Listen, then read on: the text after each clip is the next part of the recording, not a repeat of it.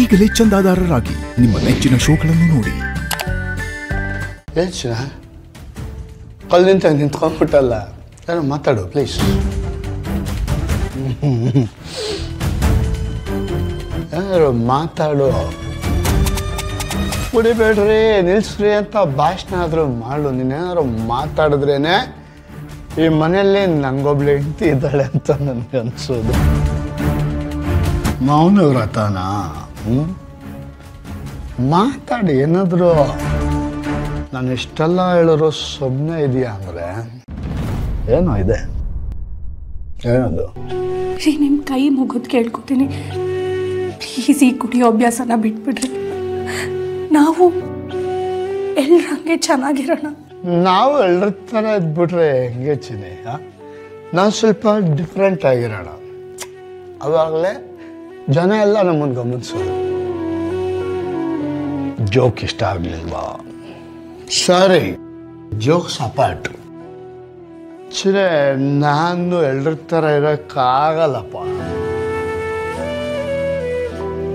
ನಾನಾದ್ರು ಏನು ಮಾಡಿ ಹೇಳು? ಹೆಲ್ಪ್ಲೆಸ್.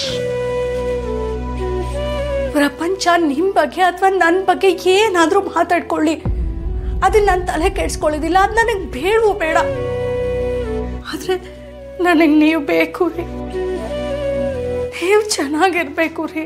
ನನ್ನ ಬಂಗಾರ, ನೀನು ಇಷ್ಟೊಂದು ಪೀಠೆ ಆಗ್ತಾ ಇದೆಯಾ ಅಂದರೆ ಏನೋ ಯೋಚನೆ ಮಾಡ್ಕೊಂಡೆ ಬಂದಿದ್ಯಾ ಅನ್ಸುತ್ತೆ. ಏನದು ಹೇಳು ಕಮಾನ್.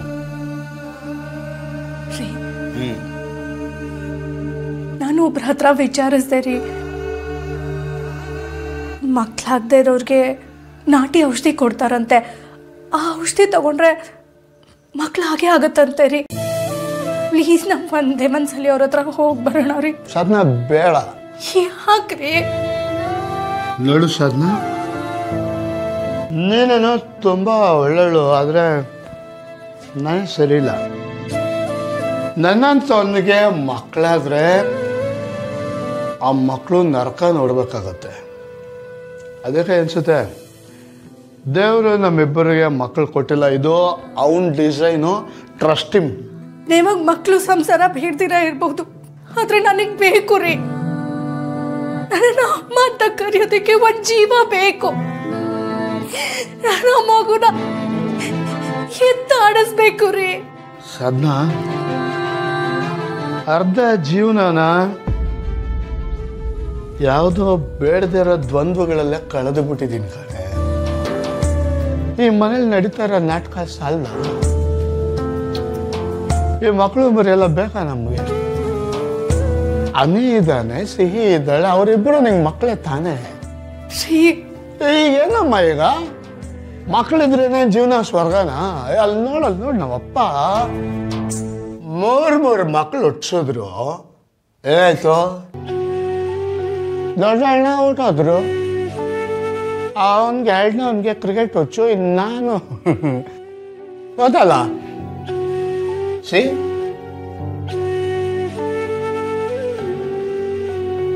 ಪಾಪ ನಮ್ಮ ಸೀತಾರಾಮ ಇದ್ದನ್ ಮಗನು ಕಳ್ಕೊಂಡಿನಿ. ಯಾವುದೋ ಹುಡುಗಿನ ತಗೊಂಡ್ಬಂದು. ಏನಂದ್ರಿ?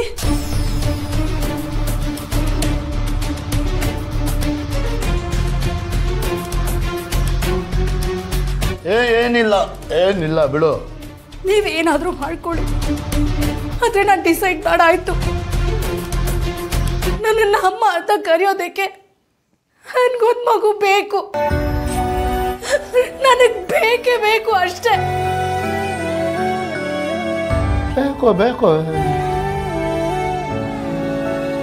ಗೋರಕಲ್ಲ ಮೇಲೆ ಮಳೆ ಸುರಿದಂತೆ ಸರ್ವಾಗ ನಾವು ಹೋಗತ್ತ.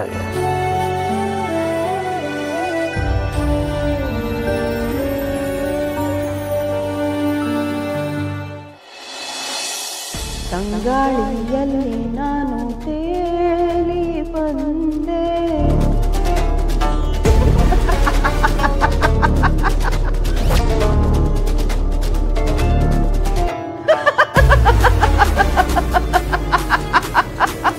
ಸುಬ್ಬಲಕ್ಷ್ಮಿ, ಮೈ ಡಿಯರ್ ಸುಬ್ಬಲಕ್ಷ್ಮಿ, ನನ್ನ ಹತ್ರ ಬಾ, ಹೆದರ್ಕೋಬೇಡ, ಬಾ.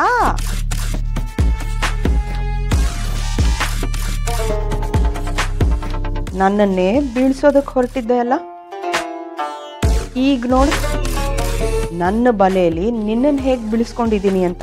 ಭಾರ್ಗವಿ ಆಂಟಿ, ನನ್ಗೇನು ಅರ್ಥ ಆಗ್ತಿಲ್ಲ.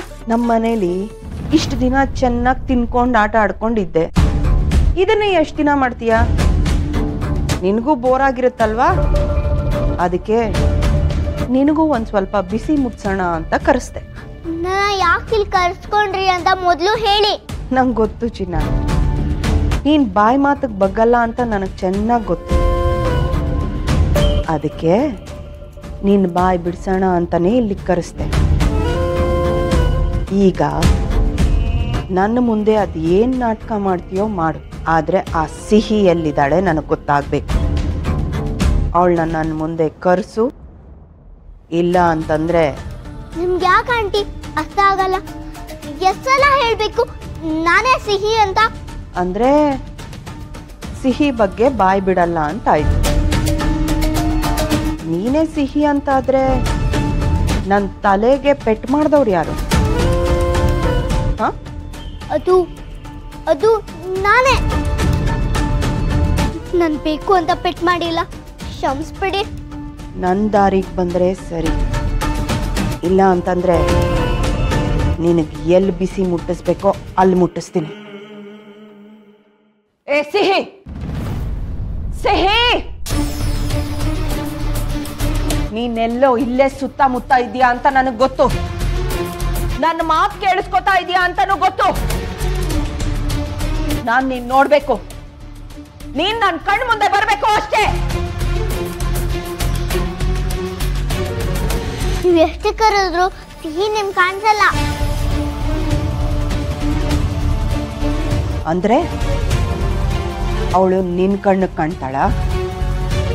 ಕರಿಯವಳನ್ನ ನನ್ನ ಮುಂದೆ ಬರೋದಕ್ಕೆ ಹೇಳು. ನಾನು ಇದೀನಿ ಅಂತ ಭಾರ್ಗವಿ ಆಂಟಿ ಗೊತ್ತಾದ್ರೂ ಪರವಾಗಿಲ್ಲ, ಅವಳನ್ನ ನಾನು ಕಾಪಾಡಬೇಕು.